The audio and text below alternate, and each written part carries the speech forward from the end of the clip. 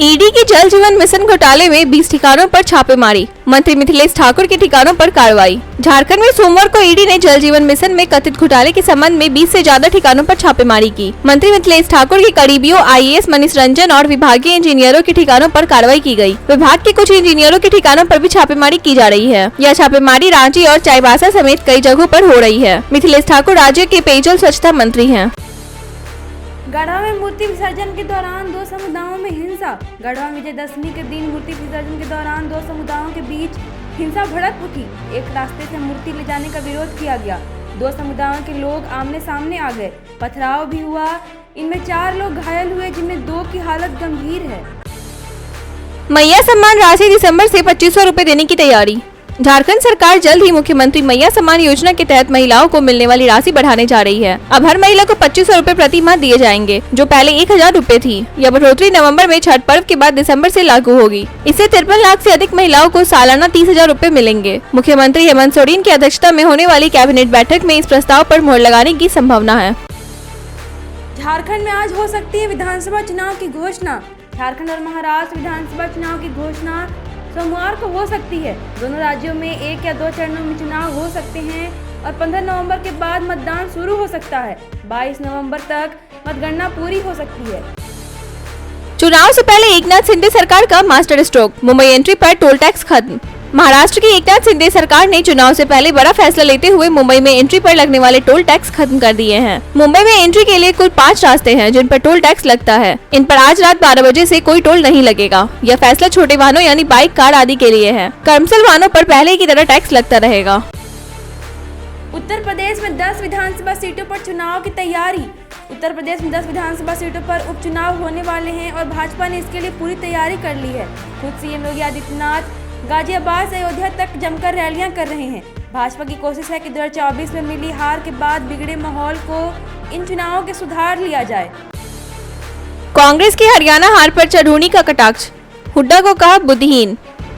कांग्रेस अभी हरियाणा विधानसभा चुनाव में मिली हार से उबर नहीं पाई है और अब भारतीय किसान यूनियन चढ़ूनी के प्रधान गुरनाम चढ़ूनी के बयान ने मुश्किलें और बढ़ा दी हैं। चढ़ूनी ने भूपेंद्र हुड्डा पर निशाना साधते हुए उन्हें बुद्धिहीन कहा और आरोप लगाया कि हुड्डा की गलतियों के कारण कांग्रेस सरकार नहीं बना पाई। उन्होंने कांग्रेस पर किसानों को नजदीक न लाने का आरोप भी लगाया, जिससे चुनाव में किसान नेताओं की हार हुई।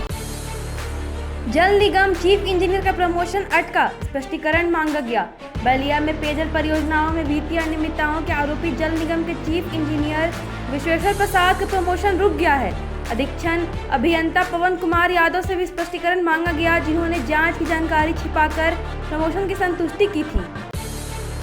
लॉरेंस बिश्नोई गैंग का वेस्ट यूपी में बड़ा नेटवर्क, बाबा सिद्दीकी की हत्या के बाद अलर्ट पर पुलिस। बाबा सिद्दीकी की हत्या के बाद एक बार फिर चर्चा में आए गैंगस्टर लॉरेंस बिश्नोई का वेस्ट यूपी में बड़ा नेटवर्क है। वेस्ट यूपी के कई अपराधी लॉरेंस गैंग के साथ जुड़े हुए हैं और कई ने यहाँ पनाह भी ली है। मेरठ में कुछ शूटरों ने फर्जी पते से पासपोर्ट बनवाए। हाल ही में यूपी एसटीएफ और दिल्ली पुलिस ने मुजफ्फरनगर में लॉरेंस गैंग के 2 शूटरों को गिरफ्तार किया था। महाराष्ट्र के पूर्व मंत्री बाबा सिद्दीकी की दशहरे की रात मुंबई में हुई हत्या के बाद लॉरेंस के नेटवर्क को लेकर पुलिस अलर्ट पर है।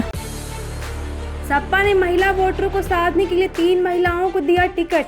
समाजवादी पार्टी महिला वोटरों को ध्यान में रखते हुए उपचुनाव में 3 महिलाओं को टिकट देकर संदेश दे रही है। अखिलेश यादव महिला मतदाताओं को साधने के लिए खास रणनीति पर काम कर रहे हैं। सपा ने शिवामाऊ ने नसीम सोलंकी, कटिहारी से शोभावती बिंद और मजवाना से डॉक्टर ज्योति बिंद को उम्मीदवार बनाया गया है, जो बड़े नेताओं के परिवार से हैं और पीडीआरए फॉर्मूला पर भी फिट बैठती है। योगी सरकार महाकुंभ में श्रद्धालुओं की सेहत का रखेंगी ख्याल, आंखों के इलाज का करेगी बड़ा इंतजाम। योगी सरकार प्रयागराज में 2025 के महाकुंभ को भव्य और सुरक्षित बनाने के लिए श्रद्धालुओं की सेहत का ध्यान रखेगी। मेला प्रशासन ने श्रद्धालुओं के लिए नेत्र कुंभ की स्थापना की योजना बनाई है, जो 9 करोड़ रुपए की लागत से तैयार होगा। इसमें अस्थायी नेत्र देखभाल सुविधा मिलेगी, जिसमें दृष्टि सुधार, मोतियाबिंद सर्जरी और चश्मे का वितरण जैसी सेवाएं शामिल होंगी। नेत्र कुंभ के लिए एक बड़ी केंद्रीय इकाई मुख्य मेला क्षेत्र में स्थापित की जाएगी, जो प्राथमिक नेत्र देखभाल केंद्र के रूप में कार्य करेगी। यूपी उपचुनाव में भाजपा के 9 सीटों पर प्रत्याशी तय, मीरापुर रालोद के लिए छोड़ेगी। यूपी की 10 रिक्त विधानसभा सीटों पर प्रस्तावित उपचुनाव को लेकर भारतीय जनता पार्टी की महत्वपूर्ण बैठक रविवार शाम नई दिल्ली में हुई। इस बैठक में भाजपा अध्यक्ष जेपी नड्डा के आवास पर पार्टी आलाकमान ने 9 सीटों पर प्रत्याशियों के नाम फाइनल कर लिए हैं। वहीं मीरापुर सीट भाजपा अपने सहयोगी रालोद के लिए छोड़ेगी।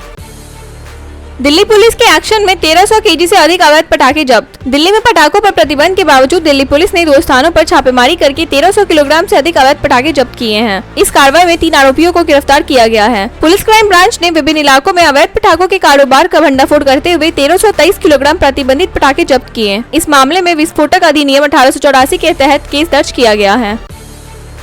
एशिया के सबसे लंबे वाइल्ड लाइफ कॉरिडोर पर बिना उद्घाटन वाहनों का संचालन शुरू। शिवालिक के जंगलों और राजाजी नेशनल पार्क से गुजरने वाले एशिया के सबसे लंबे वाइल्ड लाइफ कॉरिडोर का काम पूरा होने के बावजूद वाहनों के बिना उद्घाटन के ही इस पर चलाना शुरू कर दिया। रविवार को बड़ी संख्या में वाहन इस कॉरिडोर पर दौड़ते नजर आए।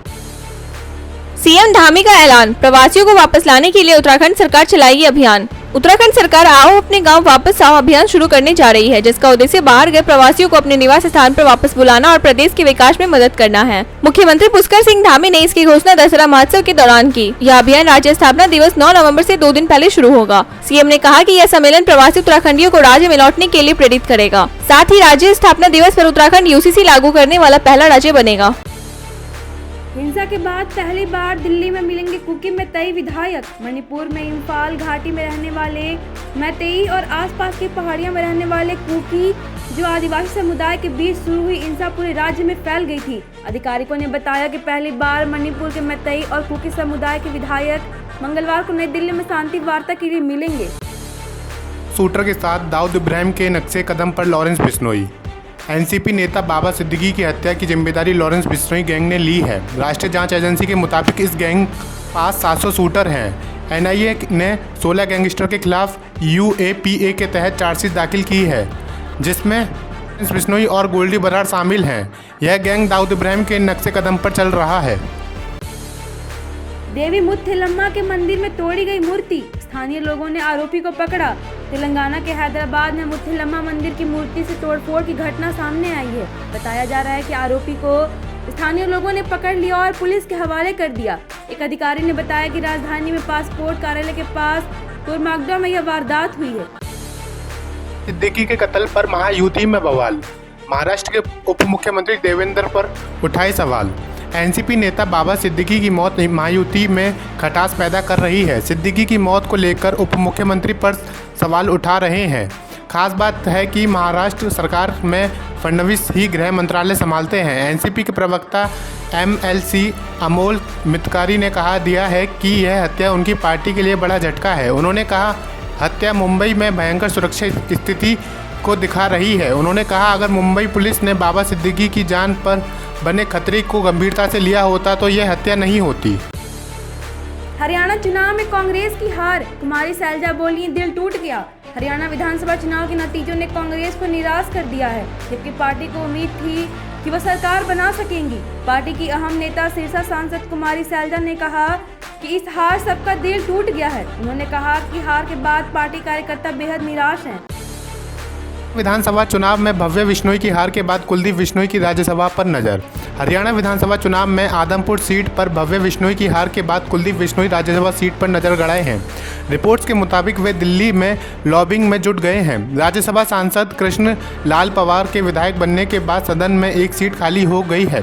आदमपुर सीट पर 1968 से बिश्नोई परिवार का कब्जा था, लेकिन इस बार भव्य को कांग्रेस के चंद्र प्रकाश ने 1268 वोटों से हार मिली है। जम्मू कश्मीर में नई सरकार गठन की तैयारी तेज, हटाया गया राष्ट्रपति शासन। जम्मू कश्मीर से रविवार को राष्ट्रपति शासन हटा लिया गया। महबूबा मुफ्ती के इस्तीफे के बाद जून 2017 से जम्मू कश्मीर में राष्ट्रपति शासन जारी हुआ था। रविवार को राष्ट्रपति द्रौपदी मुर्मू द्वारा हस्ताक्षरित अधिसूचना में कहा गया है, भारत के संविधान के अनुच्छेद 229 और 229A के साथ पठित जम्मू कश्मीर पुनर्गठन अधिनियम 2019 की धारा 73 द्वारा प्रदर्श शक्तियों का इस्तेमाल करते हुए जम्मू कश्मीर केंद्र शासित प्रदेश के संबंध में 31 अक्टूबर 2019 का आदेश जम्मू कश्मीर पुनर्गठन अधिनियम 2019 की धारा के 54 के तहत मुख्यमंत्री की नियुक्ति से तुरंत पहले निरस्त किया जाता है। इन नतीजों से अस्तित्व के संकट में इनेलो छिन सकता है सिंबल। हरियाणा विधानसभा चुनाव में भाजपा की अप्रत्याशित जीत हुई है। राज्य की सबसे पुरानी क्षेत्रीय पार्टी इंडियन नेशनल लोकदल से उसका इलेक्शन सिंबल भी छीन सकता है। इस बार के चुनाव में 4.14% वोट ही मिले हैं और महज 2 सीटों पर ही पार्टी को जीत मिली है। इसके चलते इनेलो का क्षेत्रीय दल का दर्जा खतरे में पड़ गया है, क्योंकि वह 6% वोट हासिल करने की शर्त को पूरा नहीं कर पाई है। सलमान खान बिश्नोई समाज से माफी मांग ले, भाजपा नेता की सलाह। एनसीपी नेता बाबा सिद्दीकी की हत्या के मामले में लॉरेंस बिश्नोई गैंग का नाम सामने आ रहा है। बीजेपी नेता हरनाथ सिंह यादव ने सलमान खान से बिश्नोई समाज से माफी मांगने की सलाह दी है, क्योंकि उन्होंने काले हिरण का शिकार किया था, जिसे बिश्नोई समाज देवता मानता है, उसकी पूजा करता है। अब्दुल्ला की जीत पर दी बधाई, दिया यह खास ऑफर। आम आदमी पार्टी के राष्ट्रीय संयोजक अरविंद केजरीवाल ने रविवार को नेशनल कॉन्फ्रेंस के उपाध्यक्ष अमर अब्दुल्ला को विधानसभा चुनाव जीतने पर बधाई दी और कहा कि अगर जम्मू कश्मीर जैसे आधे राज्य को चलाने में कोई समस्या आती है तो वे उनसे सलाह ले सकते हैं। चीनी सेना ने ताइवान को चारों ओर से घेरा, फाइटर जेट और नेवी शिप तैनात। चीनी सेना ने ताइवान के चारों ओर से घेर लिया है। मिलिट्री ड्रिल के तहत विमानों और जहाज़ों की तैनाती की गई है।